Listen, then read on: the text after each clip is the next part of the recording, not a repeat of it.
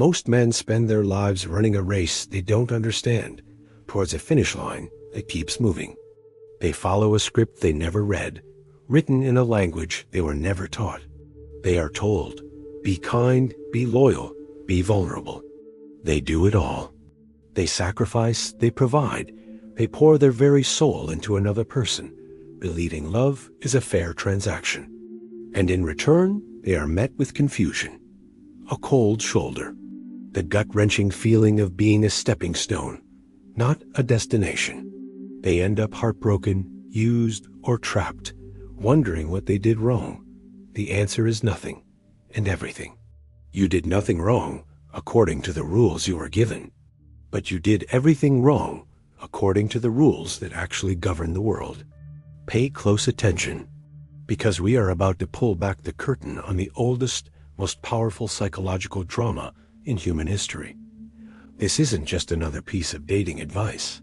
This is the operating system of human attraction, running silently in the background of your life. And once you see it, you can never unsee it. 2 centuries ago, the philosopher Arthur Schopenhauer presented a truth so brutal that society has been trying to ignore it ever since. He argued that what we call romantic love is not a spiritual connection. It is not destiny. It is nature's most magnificent illusion, a biological trick engineered by what he called the will to live, an unconscious, relentless force that drives all life to do one thing: continue. When you feel that electric, all-consuming attraction, that unshakable conviction that she is the one, your conscious mind is not in control. Your subconscious is running a series of complex calculations. It's not assessing her soul. It's assessing genetic compatibility, fertility, and survival advantages. This is where Carl Jung's wisdom deepens our understanding. That feeling of the one is often the projection of your anima, the unconscious feminine ideal within you. You are not falling in love with a person. You are falling in love with a reflection of a hidden part of your own psyche. You project this perfect, idealized image onto her, and she becomes the vessel for all your hopes and unfulfilled potential. Nature, in its ruthless efficiency, uses this psychological mechanism for its own ends. It creates a chemical high, a temporary madness, just long enough to serve its purpose: reproduction. Schopenhauer wrote, "Love is the ultimate goal of almost all human effort." He didn't mean it as a compliment. He meant it as a warning. It's a trap. And a woman's attraction operates under the same biological law, but with a different set of priorities. Her subconscious programming isn't primarily seeking a kind heart or poetic words. It is hardwired to seek status, security, and superior genetics. It seeks strength, not just physical, but psychological, financial, and social. A man's devotion means nothing if he cannot signal these qualities. This isn't misogyny, it's observation. This is the ancient code. Look at the data from dating apps, where a tiny fraction of men receive the vast majority of attention. Look at history, where empires fell not for love, but for the power dynamics disguised as love. The pattern is eternal, because the biology is eternal. The good guy finishes last not because he is unworthy, but because he misunderstands the game. He thinks love is a reward for service. He tries to earn attraction through niceness, compliance, and sacrifice. But attraction cannot be negotiated. It is triggered, or it is not. Women are instinctively drawn to men who do not need to serve, because their value is self-evident. This leads to the great tragedy of possession. The thrill is not in having. It is in conquering. The moment a man is fully won, the moment the chase is over, the biological program signals mission accomplished. The chemical high fades. Her subconscious seeks the next challenge.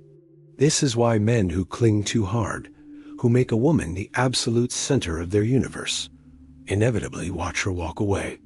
They smother the very fire of attraction they sought to capture.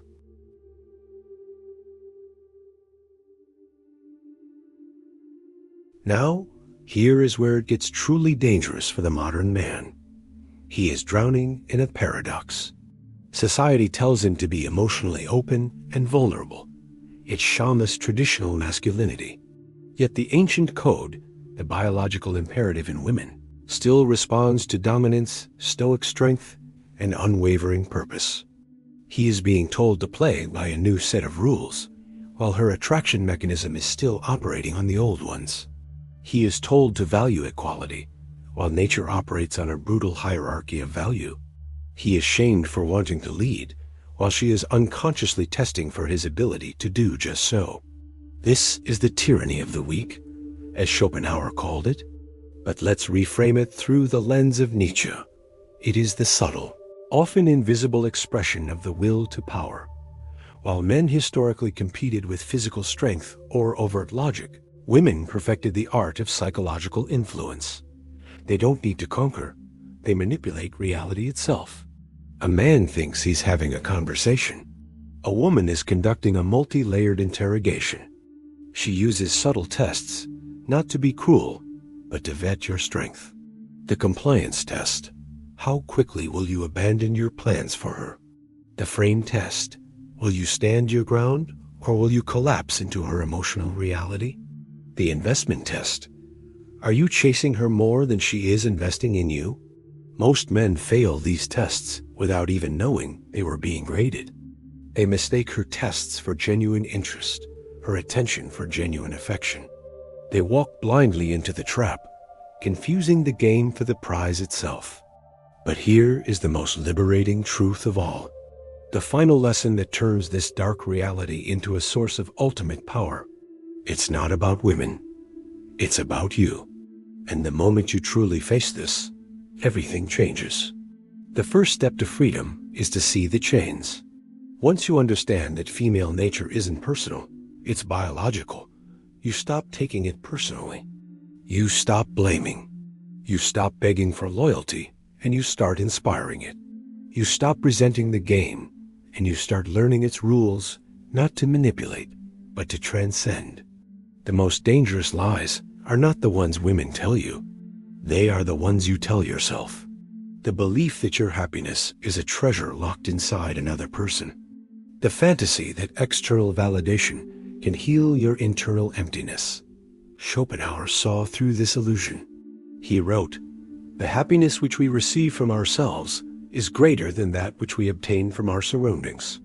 The men who thrive, the true alphas, the creators, the visionaries, are not those who conquer women. They are those who conquer themselves. They build a purpose so consuming, an inner world so rich, that a woman's attention becomes a welcome compliment, not a life or death necessity. History's most remarkable men were not distracted by the chase.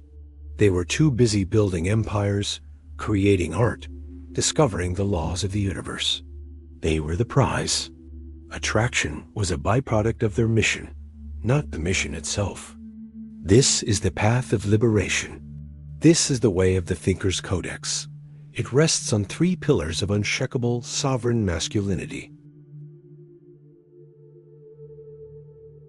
Most men live on autopilot, their thoughts and values programmed by society, media, and peer pressure. The exceptional man does the opposite. He forges his own philosophy. He cultivates a mind so sharp it can cut through societal lies and cultural conditioning. He doesn't just consume information. He questions it. He reads. He debates. He thinks for himself. He understands that his mind is the one tool he has to navigate the chaos of existence. He builds an inner citadel of reason and principle, a place that no external turmoil can breach. Your body is not just a tool for attraction. It is the vessel of your will. It is the physical manifestation of your discipline, your resilience, your respect for yourself. Weakness in the body breeds weakness in the mind and spirit. To master your body through rigorous training, proper nutrition, and disciplined rest is to send an undeniable signal to yourself in the world. I am in control. This isn't about vanity. It's about forging an unbreakable connection between your intention and eraction. Schopenhauer warned that money is human happiness in the abstract, not for what it buys, but for the freedom it secures. The sovereign man understands this. He doesn't chase wealth. He builds value. He finds a mission, a purpose, a craft that consumes him. He builds a business, masters an art, solves a problem. His work is his legacy. This path creates economic freedom, yes, but more importantly, it creates a life of meaning. He becomes a force of nature in his own right, a creator, not a consumer. The battle between men and women isn't personal. It's biological theater, a grand play that has been running for millennia.